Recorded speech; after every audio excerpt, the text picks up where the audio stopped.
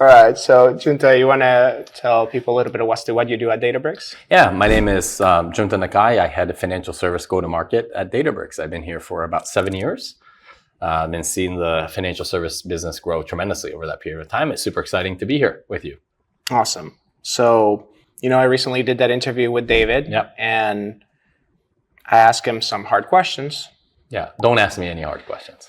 I'm sorry, that's a little too late because just about every single one of them is a hard one, except like one that's maybe a toss-up for you. So yeah, we like toss-ups. Yeah. So first, when you look at the initiatives around data and AI within the financial services, and you could even say cybersecurity and public sector, which is some of the things you cover too. When you look at the initiatives that these organizations have undertaken in the last year or two, what has worked and what hasn't worked? Sure. So we have 1,500 financial service customers around the world, actually more than 1,500. And we spend a lot of time thinking about what are the use cases people are actually doing on our platform. And if you look at the totality of the use cases that we've done to date, I would say 90% of them are usually what I would call risk management or run the firm more efficiently type use cases, right? In other words, they are not revenue generating use cases.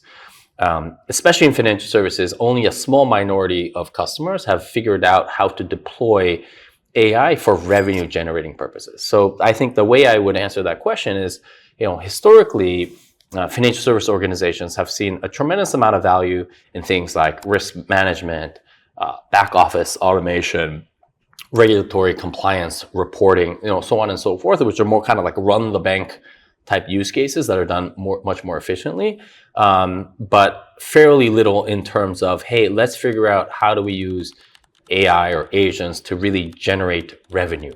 And return, like dollar returns on the investments that we've made. So I think that's largely speaking what's happening today. But of course, that's starting to shift. And what's starting to shift is that, I always joke about this, which is, many CTOs are being yelled at by their CFOs because, many CTOs and CIOs got a tremendous amount of money, maybe starting in late 2022 when ChatGPT came out, because they were like, oh, AI is the future, let's invest in AI. And now fast forward 3 years, I think the question is, well, what's the return that I'm getting from that? Yeah. And, for many companies, it's hard to quantify that dollar return yet. So I think that's kind of what's working and what will hopefully work a little bit better in the future. But you think it's coming where you will be able to quantify those returns? Absolutely. I think this is just the nature of the maturity curve, right? Because if you think about, let's just say the AI maturity curve, the first part is about modernizing your tech stack, which is what people are doing to prepare for the AI or the agentic age. The next step is then to figure out what are the use cases where we can democratize access to data and AI across our organization. And that's oftentimes around efficiency, productivity, those kind of things. And then ultimately you want to get to a place where, okay, how can I use this technology to transform my business? And that's where the revenue comes in, but that's kind of a step. Very few customers, unless you're a digital native customer, can start at that transformation layer. So I think this is just a natural progression. And of course, it just takes time. Hopefully the time is faster. I think so. I think it's increasingly faster. Yeah, for sure. Well, and honestly, I'm beginning to see a lot more of that across the field. Even my boss was just at a women's conference, I think yesterday with a lot of leaders, and that apparently that was the theme too. Also, like, hey, where's the ROI on this? Yeah, I mean, put it this way, right? So if you look at the United States, for example, there's been about $600 billion of AI investments year to date, and that's in data center, so on and so forth. That's driven 2/3 of all economic growth in the US in the first half, right? So that's great, but that also means, well, what is, the question is going, that's the $500 billion question. We're investing $1,800 in AI per capita in the United States, just year to date. Have we all collectively gotten $1,800 of value from AI? Like in any application in your day-to-day life, my guess is probably no, right? So there's kind of this duration gap between the investment and the returns, which is natural, but now the investment is so big that we also have to ensure that the returns are also going to be so big to keep justifying that investment, or else it's going to be kind of a situation that not going to be great. Looking ahead, what trends are we leaving behind in 2025, and which ones are we carrying forward, and which ones do you think will emerge now? So maybe answer it two ways. One is from a use case perspective, which is, like, as I said, I think what people are going to not leave behind, but increasingly focus on are revenue generating use cases and specific things like, how do I make my bankers or insurance brokers or asset managers better at what they do so that we could drive more revenue, bring in more customers, generate alpha, so on and so forth, right? So that kind of transition is going to be from back office use case to front office use case. I think that's number one. I think from a technology perspective, people are, I think, starting to see the real limitations of having a data warehouse led architecture. Right? Because as you move, just, think about it this way. It's like, do you just want to be a Python native organization or SQL native organization? That's question one, right? And the question two is, the future is unknown. There's n number of possibilities of how this AI or agentic world can unfold. Yeah. You have to prepare yourself and have this, flexible, interoperable platform that can deal with all these different things in the future, right? So, I just met with a customer earlier this morning, and they have a data warehouse as kind of the center of gravity in terms of everything that they do today, but they realize that's going to be inadequate for them for the future. So their vision is to have a, open lakehouse type platform at the center that can be interoperable with all the different tools that they have. And I think this is a significant trend that we're seeing. One of the reasons why Databricks is going so fast, especially in financial services, is that people are figuring out how to future-proof is not my favorite word, but like, how do you start preparing for the future and setting your organization up for success? Long-term planning. Yeah, long-term planning. Yeah. Right. Nobody knows what kind of models are going to win out. Right. Nobody knows what kind of applications are going to be built on top of that. But I think we could be safe to say that you have to have a multi-cloud platform. You have to be able to handle lots of data, different types of data. You have to have AI as a first-class citizen in that platform, and it should be interoperable and based on open source, open standards, so on and so forth. And you kind of think of those four things, which I believe are secular tailwinds, not cyclical, but secular. There's not many other platforms out there that can do all four of these things. And I think that makes Databricks a natural choice for a lot of our financial service customers. So I guess kind of connected to that. Yeah. How do you reconcile strategic planning or long-term planning in a time where adopt AI or your business is going to die is really commonly promoted, I would say, by vendors, but also pushed a little bit by board members too now. Yeah. So, put it this way, what business has died because of AI already since ChatGPT came out, right? Not that many. Yeah, I was going to say, there's been mainly some shifts in labor. Yeah, exactly. There's been some shifts. So, I know it's, I love the urgency. I think it's important to kind of start thinking about that and instill that discipline. But I think we're still early, right? And I think there are still merits to be, I think that everybody has this perception that everybody else is more ahead. That's one of the most common questions that I get from customers. It's like, what are my peers doing? Like, what are, X, Y, Z? Are we far behind? And of course, the vendors' incentives to say, oh my God, you guys are so behind. You should give us all your money and platform. Now. Yeah, like do it now. But the reality is, largely speaking, there is, nobody's figured this out like extremely well yet. I would argue across any vertical, really. So there are still merits to being early. And I think there are still opportunities to be early and start to transform and think about your organization. And this kind of like, adapt or die kind of thing, like it's very important to instill that kind of discipline. But, these are organizations that employ thousands, tens of thousands, hundreds of thousands of people. That just doesn't happen overnight. Yeah. And it requires a, organizational discipline, also top-down sponsorship. Yeah. In order to really execute.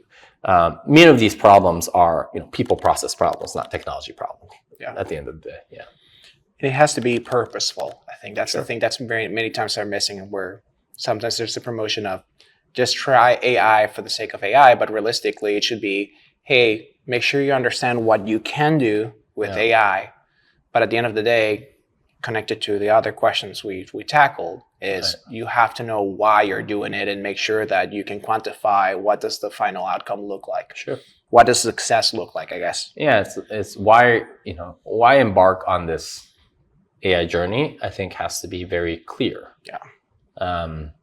And I think the challenge right now is that every time I talk to a financial service executive, they're like, "Oh, we're not a bank anymore. We're a tech company that happens to be a bank."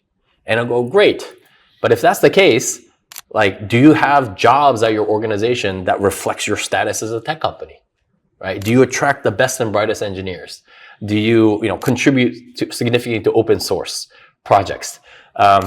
Is engineering a first-class citizen at your company not viewed as a cost center?" And you kind of unravel all these different things. Like, actually, maybe we're not a tech company yet, right? So, well, it kind of makes me think. Even I've heard within the consulting space many times of consulting companies that said, "Hey, we're no longer a consulting company; we're a product company." Yeah. But when you look at the reality as to how that actually normally plays out for them, it doesn't end up playing well because they're treating it, they still have the different mindset, the consulting company mindset, like versus that open discovery mindset that normally a product company has to have.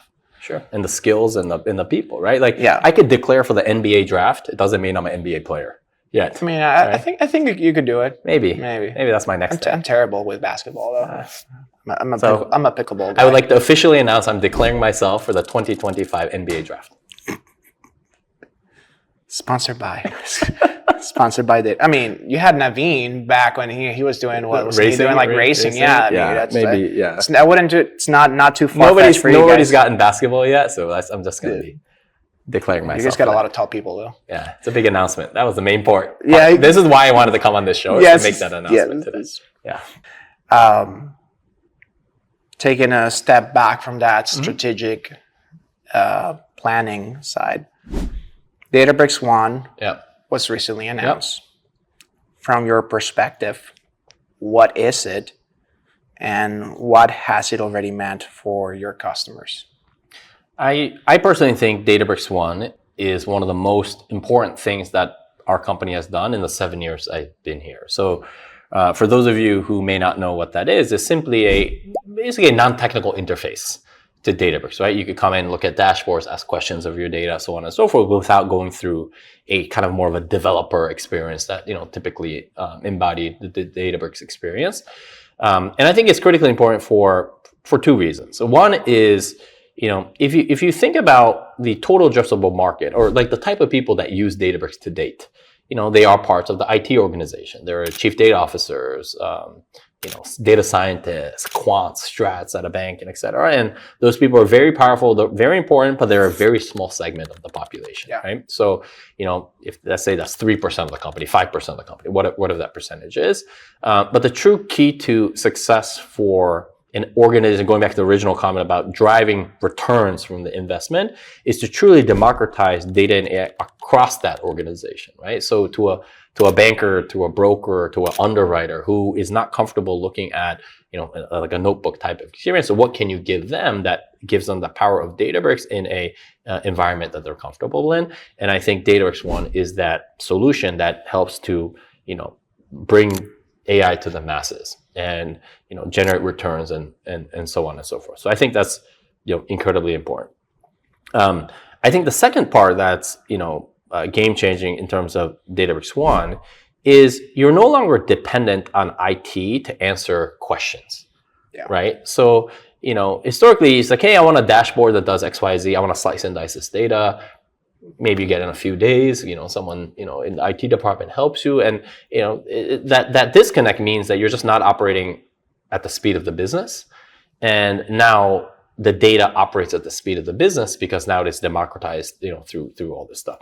And of course, the important part of this is the Unity catalog, governance layer that we have that ensures that the right data is going to the right people with the right access, so on and so forth. And that's the true key to success, right? So right when ChatGPT came out, maybe a year after, every CEO was on TV saying how they're an AI company, they use AI all the time. And what was happening behind the scenes was, they were like scrambling and like, they're asking all these people, hey, where do we use AI? Like our CEO just said we use let's come up with a narrative, and they came up with a narrative, and it was mostly BS, right? So I remember talking to this executive. I said, well, I read that you guys use AI like across the organization. Is that true? This is like a few years ago. He goes, yeah, we use Uber every day. That's AI. I was like, okay, I guess that's AI technically that you use every day. But now I think, things like Databricks One is truly, giving AI to the people who are not technical and the people who are driving the business. And I think that's a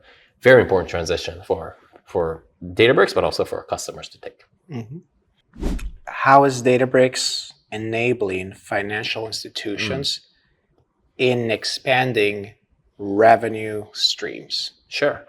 So as I said before, only a handful of customers have truly figured out how to generate true revenues with this. And part of it is regulatory in nature, right? So when you think about like just deploying agents, for example, because banks are so heavily regulated, the compliance departments are not going to sign off on saying, hey, let's expose this agent to customers, right? So naturally, the initial use cases are going to be kind of internal efficiency use cases, back office use cases. That's almost by design, right? Because, but that being said, there are a few leaders, and we're in Canada today, and I'll give you some Canadian examples where people have started to really generate value from AI, from a revenue generating services. So, for example, RBC Capital Markets, a customer of Databricks, they are a broker dealer, and they've built this agent to aid their equity research analysts. Okay, so what happens on Wall Street across the board is every bank has a huge group of very highly paid experts that cover specific industries. And these experts write reports to say, hey, you want to buy this company and sell that company, right? They issue buy and sell ratings, right? And, this was done, through largely manual processes, right? So you read a 10K, you listen to an earnings call, and then you type in some numbers in Excel, and then you write a report on what you think about this article and, whether or not you should buy and sell this rating. That's how it's been done for forever. The history of investment research. Now, investment research is becoming, it's thought to be a dying business, okay? Because it's a cost center for most banks, right? But that research is used to generate revenue. So, what RBC Capital Markets has done, which I think is brilliant, is build a, agent to aid their equity research analysts. So that means that, when a company issues earnings, right? It can pick that up, extract the information. It could test multiple theses. It could take in documents and news from huge data sets, millions of data sets, and create a point of view, so on and so forth. And the net of this is from the moment that a company releases earnings to the moment that the RBC equity research analyst has a publishable report is now 15 minutes. Right, 60%, significantly faster than what it took before, and then they could eyeball it and publish it. Now, what that means is, versus their competition, they could spend much more time talking to whoever the portfolio manager is on the other side that they service before anybody else. Yeah. And not only has it saved, hundreds of thousands of man hours, but it really helps generate revenues, because the way in which Wall Street gets paid is, something that's a little bit nuanced, but something called broker votes. And the more you can service the Fidelities and BlackRocks and T. Rowe's of the world, that directly ties into the commission that RBC Capital Markets gets. And it helps them differentiate in a largely commoditized business. So that's one example where the forward-looking companies who are deploying agents, who are managing this people process change to make it part of people's workflows, can generate a big advantage as a first mover. Right. Yeah. So that's, I guess, one good example in Canada. That's how that's being done. That's awesome. Yeah. Oh, it's been an amazing time in Canada. I really enjoy the people out here. It's pretty nice. It's much colder than I thought. It's funny. I live in North Carolina. It's as cold here right now as it is. Is it really? Yeah, over there. So yeah. I grew up in Honduras, but I studied in Minnesota. So for me, this weather, it's nothing. Similar to Minnesota weather? No, this is nothing really? Compared to Minnesota. Well, it's still October. When would you not use AI or agents in general yet within the financial services space? So, I mean, the natural answer is I wouldn't really expose it to customers for a variety of different use cases because the controls perhaps are not there. You don't want to be giving financial advice, that's binding, so on and so forth. But that being said, I do think you need to experiment with it. And, the reason why you have to experience it is like, let's look 5 years down the road, right? And like, let's say this agentic future takes off, okay? And what happens 5 years? And this is one hypothetical scenario, okay? The hypothetical scenario is that ChatGPT or some sort of application like that is now the customer interface for financial services. Just like in ChatGPT, you could shop on Walmart, right? Yeah. So let's say a few years from now, I own a small business, and I say, hey, given my business performance, what kind of loans can I get, right? And what does that agent do? It becomes your financial orchestrator, and it says, hey, let me go look at my accounting software to see my financial performance.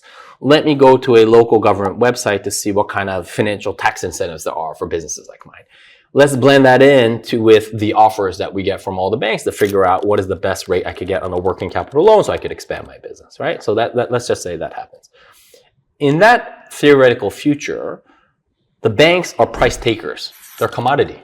Right? You're just being called to provide a price effectively at that point. Now, that's probably not a place where many banks want to be, right? You're disintermediated from the customer relationship. You are not a value-added provider. You're a commoditized provider, and you don't have the mindshare or the eyeballs of your end customers. That is one theoretical possibility that could be out there. So, this goes back to the question, why do you need to experiment on agentic frameworks and agents today, even though you might have like a very clear, use case to generate revenues with at this particular moment in time, because you have to set yourself with the n number of possibilities that could be out there. Yeah. And either way, what this means is banks have to operate as a data infrastructure, data provider and a agent provider eventually. And that could, and that's going to start as a data provider and agent provider internally, right? So that's like, hey, do I have all the data? All this, can I give it to all the lines of businesses? That's one. And then the next step is, okay, can I build agents for, let's say, our risk team and our control team and our treasury team, so that when a trader does something, all these agents get called. We know the exact risk limits, we know the positions, and so on and so forth. Now we have this agent stuff figured out internally. So that is a precursor, I believe, to prepare for the agentic future, whatever that bank means, because that agentic future might be you have to deploy the calls to an external ecosystem, or if you have a very robust data infrastructure, data architecture, you have all these agents, maybe you could be that interface with the customer. So it depends. We don't know what that is going to look like, but I do know that the foundation of it is you have to start cementing yourself and rethinking what it means to be a bank, and putting providing data and providing agents at the heart of what you do to prepare for that future. So, that's what I would be doing as an organization. Yeah. Okay, I told you I was going to give you an easy one. Was that the easy one? No. Okay. Why choose Databricks as your primary data and AI platform in 2026? I mean, you can start using Databricks today, but sure. I think. Okay, I would answer that two ways. Okay, so if you look at, I'm a recovering banker myself, right? There's a reason why there's tens of billions of dollars of market cap gap between us and some of our competitors, right? Why is that? Like, what is the market telling you, right? The market is voting mechanisms for the future. The market is telling you that you have to bet on an AI first company, not a data warehousing architected company for the future. That's just fact, right? So that's, I'm a believer in what the predictive power of the markets, that's what the market telling you, so on and so forth. I think if you actually look at the future too, it's, what has gotten Databricks to where we are today? It's, lots of different innovations that's happened. I mean, there's a velocity of innovation is intense here. But the main thing that's happened is we said a few years ago, hey, there are data warehouses, there's data lakes. What if you did that together in a single place? And that was the lakehouse category. That's fantastic. And that's brought us to where we are today. In 2026 and beyond, what's happening is to say, hey, there's now OLAPs, like analytical database systems, like a Databricks. And then there are a bunch of, operational databases, right? Like Postgres and Yeah. all the brands that you could think of. Why can't those two things be done together? Okay, and I would contend that is a far bigger leap in technology, or not technology, but the impact it could have on a business, because now you're getting to the core operating parts of every company. And we call that lake base, and we made a lot of announcements around that. But the unification of data is not just for analytical purposes; it's moving to operational purposes, and that's significant. And I don't think there's anyone in the market that is going towards that as aggressively and as well as Databricks today. And then you also think about kind of what I said about the agentic future. Every agent is going to need some sort of database behind that, right? And your ability to fork databases, to separate storage and compute from Postgres, and all this stuff becomes incredibly important as you start deploying lots of agents. And that architecture, that lake-based or Databricks architecture, enables this proliferation of agents while it can be controlled through our central governance layer. And I think that's the main thing, right? So, the main difference between what software can accomplish and what agents can accomplish, in my opinion, is just the total addressable market of the problem that you're going after. Okay, so if you think about a software company, their total addressable market is software spend. I mean, it's very obvious, right? But if I'm AWS or Azure or GCP, what is my TAM? My TAM is then infrastructure spend, right? That's like just bigger. It's fantastic, right? But if you think about what like the agentic future is, your total addressable market is workflows. Yeah. Workflows are done by humans today.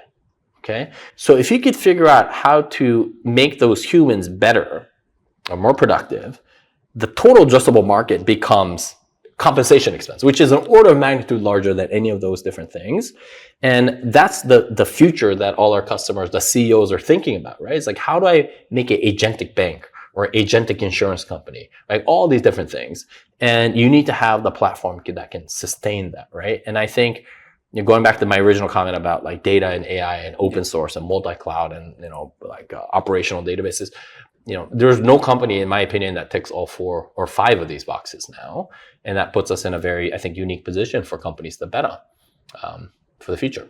No, thank you so very much, Junta. I really appreciate your time. Thank you for being here. Thanks for having me, and I want to give you my orange glasses as a gift. Thank you. That's fair. Yep. How do you reconcile? So I guess, let me check it. Make sure. Why shoes? Oh shoot! You know what I realized? Mm-hmm. I realized I was asking from my older questions and not some of the ones. I mean, so now the audience know this is completely unscripted, which is great. Okay. And our marketing person Kim is pulling her hair out. I mean, Databricks One. Sure. So it's the beauty about recording. I can cut these pieces out afterwards. You can have here. it. No, you have them right now because we're gonna do. Oh yeah, sorry. Okay. Should I put it on? Well, did you have them on at the beginning? I did have them. Okay, I have them. Okay.